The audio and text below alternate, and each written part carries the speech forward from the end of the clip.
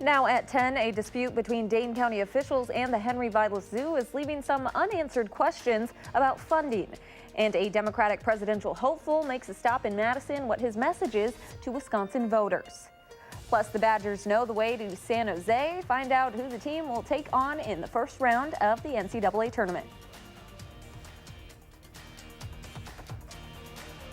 From the Channel3000.com Alert Center, this is News 3 Now at 10.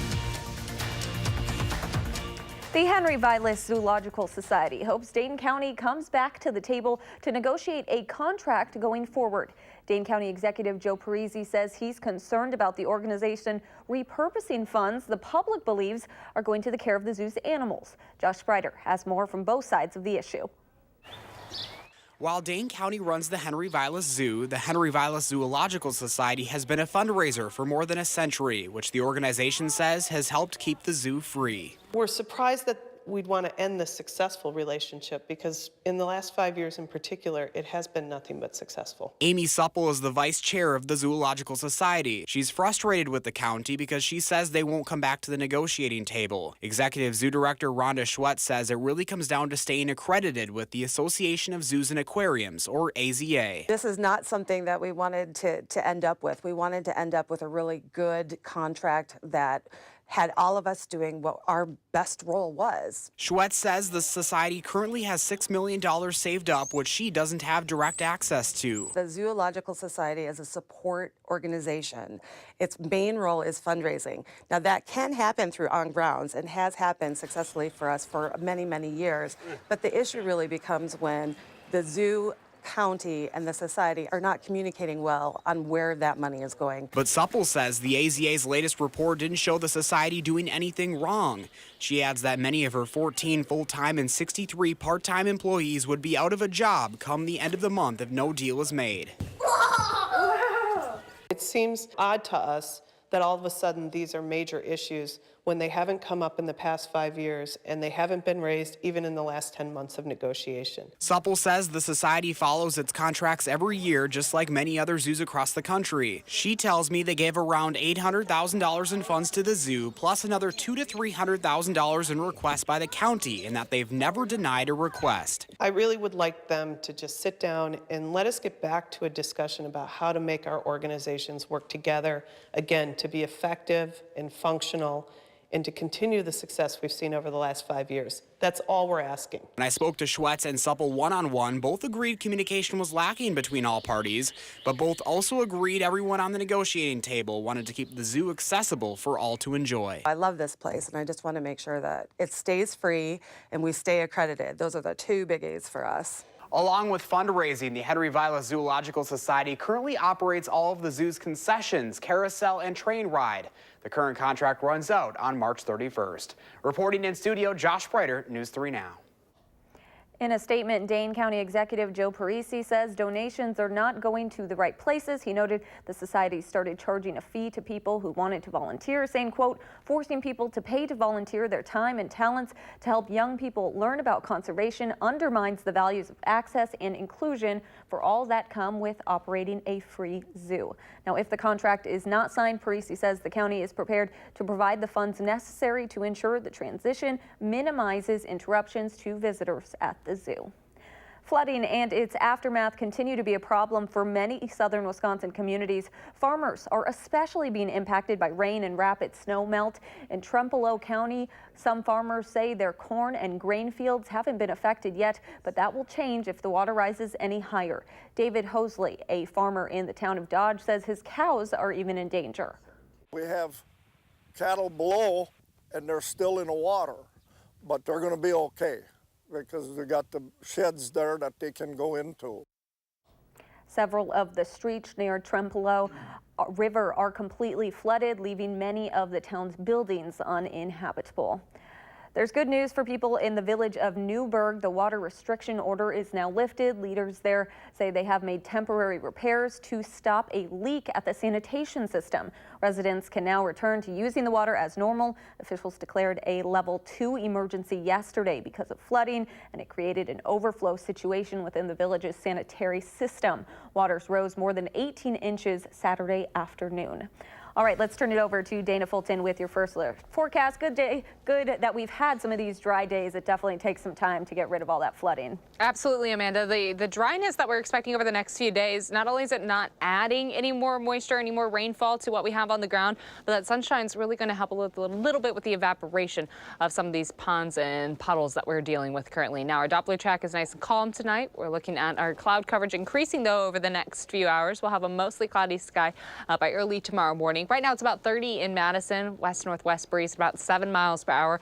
Even though the breeze is pretty calm for us, since it's coming from the northwest, of course, our wind chill's a bit of a factor right now. So 30 in Madison, 32 in Janesville, 32 in Mineral Point and Platteville as well. Plan on those wind chills being just a few degrees cooler than our actual temperatures, not only right now, but even into tomorrow morning. Now, our wind speeds are in the single digits, but they're really going to calm down overnight. We'll be closer to about 1 to 3 miles per hour by early tomorrow morning. Temps will be in the mid-20s early in the day, so you might need an extra layer or two. It's going to be chilly again early on, but in the afternoon, we'll be back in the low 40s. So a seasonably chilly day for your Monday, and temperatures only expected to climb as we head towards the end of the week. We'll take a look at what's ahead for your full work week in just a few minutes. Amanda? Thank you, Dana. The Wisconsin Badgers get another chance at the big dance this week. Greg Gard's 5th seed squad will play the Oregon Ducks on Friday in San Jose, California. This is the team's return to the postseason. They snapped a 19-season streak of the NCAA tournament appearances. Wisconsin finished the season with a 4th-place finish in the Big Ten regular season standings and made it to the semifinals before losing to Michigan State. How important will Wisconsin be in the 2020 election? Political science professors point to a presidential candidate's second stop in the state this year as a telltale sign. Rose Schmidt takes us to a Madison coffee shop where Beto O'Rourke explains the Badger State's importance in his campaign. Lining up for hours to hear the former U.S. representative from Texas. Good to see you all. Hey, how are you? People filled Cargo Coffee to full capacity during Beto O'Rourke's second visit to Madison in 2019. This state is fundamental to any prospect we have of electing a Democrat to the presidency in 2020. O'Rourke says he will make frequent stops to the Dairyland during his campaign. Here we are at the beginning of day 4, and we're in Madison. And so this state is very, very important to me. That's something political experts say you can expect to see from candidates across the board, with more than a dozen Democrats now in the running. I would be really surprised if we don't see a cavalcade of Democratic candidates. Marquette Law School poll director Charles Franklin says for the same reasons the Democratic National Convention is coming to Milwaukee, Democrats won't miss Wisconsin. The fact that Hillary Clinton didn't campaign in the state gives every Democrat a reason to make sure that they're coming here and paying attention. Franklin notes that all eyes will be on Wisconsin, Michigan, and Pennsylvania, 3 states President Trump won in 2016 after former President Obama had won them twice before. All 3 states moved in a Democratic direction in 2018, but Wisconsin a bit less movement than you saw in the other 2 states. That makes us the pivotal state in the Electoral College right now. Minnesota Senator Amy Klobuchar is the only other candidate who's come through Wisconsin so far this year. She told Meet the Press that she's contrasting herself with O'Rourke. I have a lot of respect for Beto, and it's great to have some Texas in this race. But no, I wasn't born to run for office. O'Rourke told a group of hundreds in Madison that a crowded field of Democrats is a great problem for the party to have, and responded to Klobuchar's comments. And I'm going to show as much respect as I possibly can for everyone, regardless of whether they're Republican, Independent, or Democrat, regardless of whether they're also contending for the Democratic nomination. Now, in 2020, Wisconsin will be just as important for Republicans as it is for Democrats. Hello, Wisconsin. President Trump's last visit to the state was in the Wausau area. This is a great state. As he stubbed for former Governor Walker last year. They have to make sure that the states they pulled over to them stay with them. And I think that'll guarantee that the president is here frequently, or Vice President Pence as well, for that matter. Rose Schmidt, News 3 Now. We did reach out to the Republican Party of Wisconsin for comment on O'Rourke's stop in Madison. We have not heard back, but the Republican National Committee says it's been a rough few days for O'Rourke, and he's going to have a hard time convincing progressives that he should be their nominee. An update from Milwaukee tonight. A $1 million bail has been set for the man charged with killing the mother of Nolani Robinson. 34-year-old Darius Higgins faces life in prison if convicted of the murder of Sierra Robinson. He appeared in Milwaukee court this morning. Charges have not yet been filed on the death of the 2-year-old Nolani Robinson. Last Monday, Sierra was found shot to death. A week-long search for Nolani came to an end on Friday night when her body was found on the side of a road in Austin, Minnesota. Higgins will be back in court later this month. In Las Vegas, a vigil was held last night for Nolani. Nolani was left with Higgins when Sierra Robinson, her mother, moved to Las Vegas last month. She came back to Milwaukee to get custody of Nolani again. Coming up next on News 3 Now at 10, officials in New Zealand are already working to change things, making sure mass shootings like the ones they saw last week don't happen again.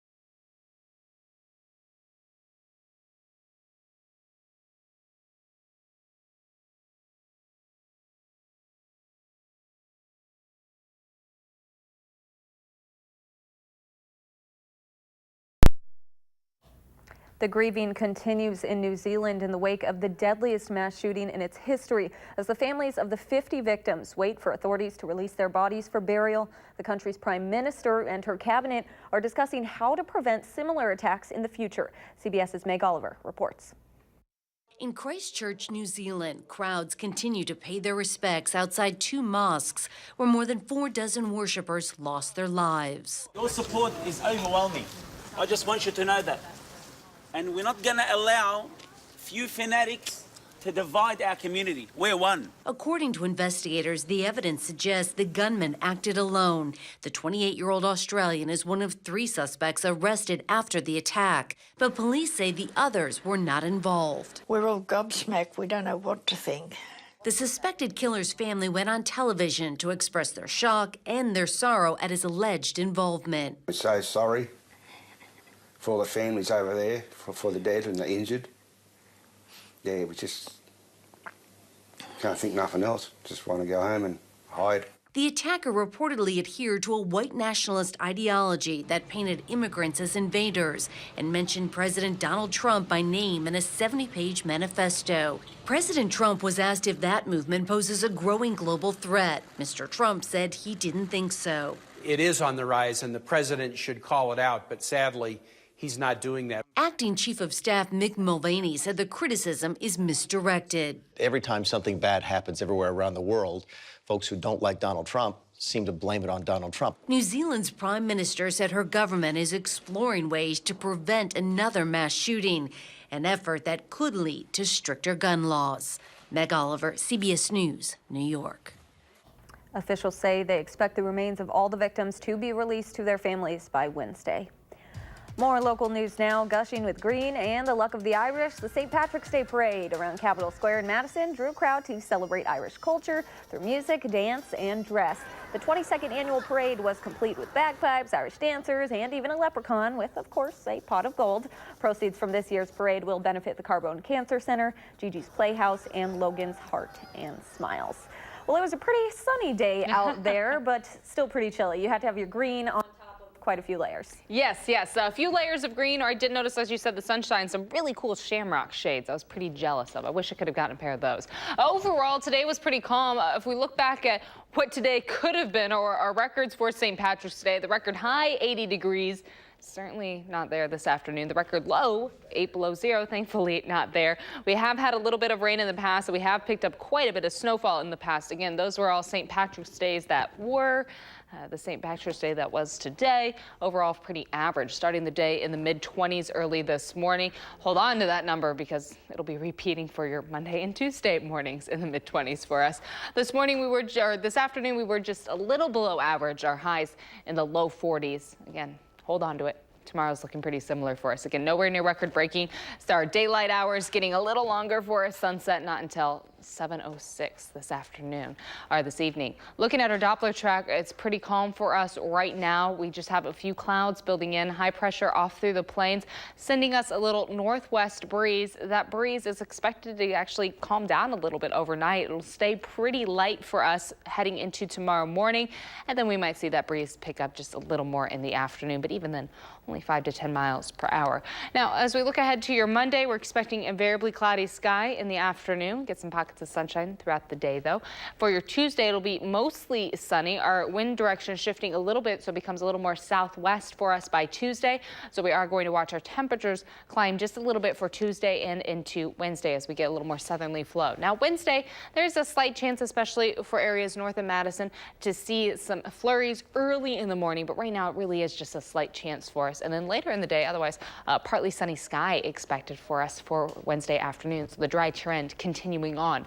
Overnight temperatures will fall to the mid-20s, so dropping a little more from where we're at right now. So it is going to be another chilly start to the day. But in the afternoon, we're back in the low 40s. And it's one of those with the light breeze. If you're standing in the sunshine, it's really not too bad outside. By Tuesday morning, temperatures will again fall to the mid-20s, so pretty seasonal for us. But in the afternoon, we'll actually be in the mid to upper 40s for afternoon highs. We're starting that warming trend that's going to carry us to the rest of the week. Overnight, it will be pretty quiet, just becoming mostly cloudy for us. We're looking at that sunshine really for tomorrow early in the morning and then some pockets in the afternoon. Variably cloudy sky, but seasonably chilly, just a few degrees colder than what our average temps are for the middle of March. Now, because there is going to be a little bit of a breeze coming from the northwest, don't forget we might have a little bit of a wind chill factored in throughout the day tomorrow. Only expecting it to be a degree or two cooler than our temperatures, but that is going to be a factor for us early in the morning for Monday and Tuesday, as those temperatures will be in the mid-20s. Notice, though, by the middle of the week, we start to climb the other direction, above average. We're close to 50 for Wednesday and Thursday. We're expecting sunshine for both days, and that sunshine warming trend carries us into Friday and Saturday. Our next potential for a little rain right now, it looks like it's not going to come in until late Saturday. The timing for that event, of course, still quite a bit of time before we have to iron that out, but it'll be nice, Amanda, to have several dry days in a row for us. And of course, those temperatures being above freezing in the afternoon to help a little more with the melt, plus the comfort outside. Oh, yeah. That'll be nice for us. Yeah, seeing all those 50s in a row is very exciting. Yes, we're going in a good direction right Yes, definitely. Thank you, Dana. Coming up in sports, we'll show you everything you need to know about the Badgers' first round of matchup in the NCAA tournament.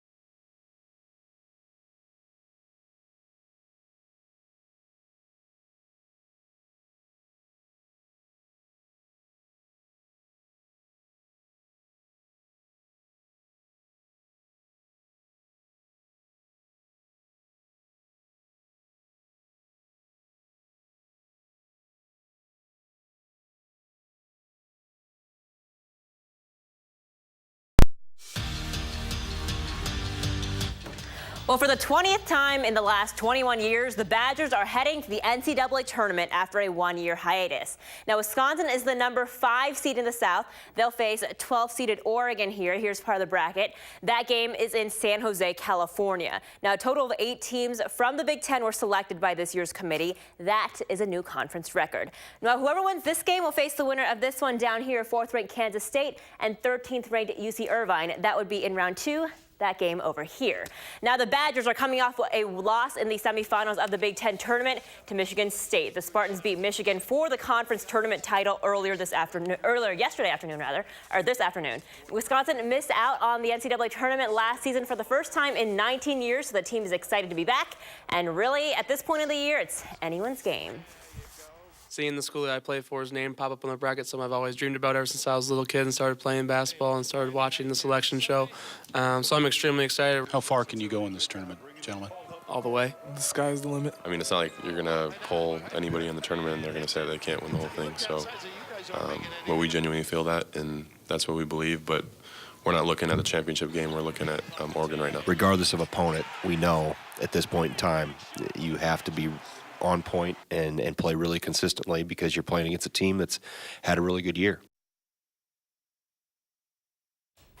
So what about their opponent? Well, Oregon went 23-12 this season, and the team is coming off a Pac-12 conference tournament title where the Ducks beat Washington 68-48. The Huskies were the number 1 seed, so Oregon is certainly playing its best basketball right now. They're on an 8-game win streak, in fact. The Badgers and Ducks have faced each other twice before in the NCAA tournament in 2014 and 2015, where Wisconsin won both games and advanced to the Final Four in both of those years. So what will happen in 2019? Well, Wisconsin versus Oregon round 3 will be this Friday. Tip-off around 3:40 Central Time following the Kansas State UC Irvine game. The game will be on TBS, and as of right now, the Badgers are a 1.5-point underdog advantage against the Ducks.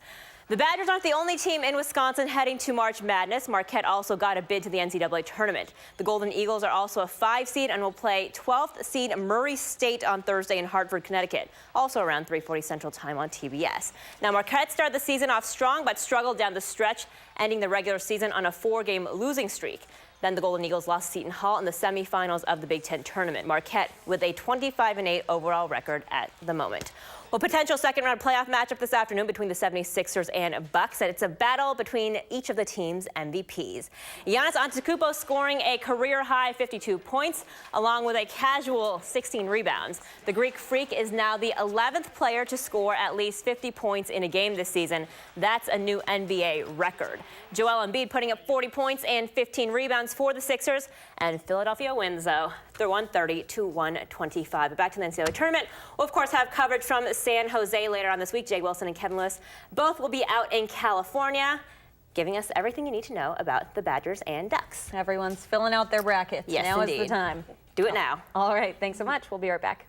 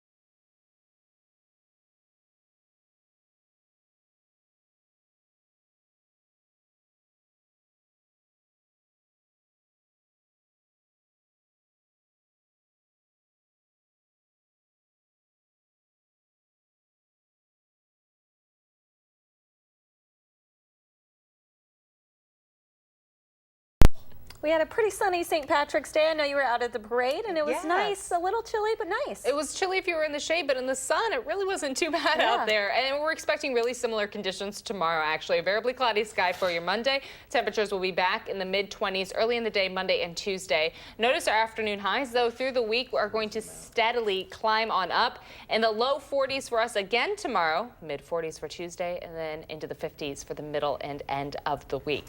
All of that sunshine, of course, very, very good for areas that need to get rid of a little water, and of course not having any sort of precipitation in the forecast until Saturday right now. Actually a good thing too.